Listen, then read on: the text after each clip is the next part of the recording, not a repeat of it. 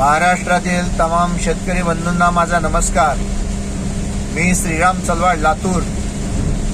बोलण्याचे कारण असे की कालपासून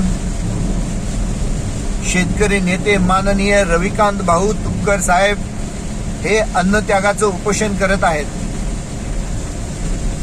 तरी मी सर्व शेतकऱ्यांना आवाहन करतो की आपण सर्वांनी त्यांच्या पाठीमागे खंबीरपणे उभा राहिलं पाहिजे। हे काळाची गरज आहे। ते कोणत्याही पदाची अपेक्षा न करता केवळ आणि केवळ शेतीमालाला योग्य भाव मिळाला पाहिजे। शेतीमालाच्या भावापेक्षा अधिक खर्च शेतकऱ्यांचा होतो आणि शेतकऱ्यांना योग्य भाव का मिळत नाही।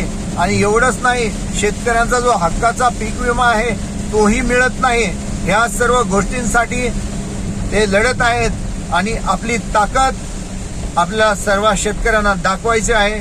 माझा 100% पाठिंबा माननीय श्री रविकांत भाऊ तुपकर यांना आहे।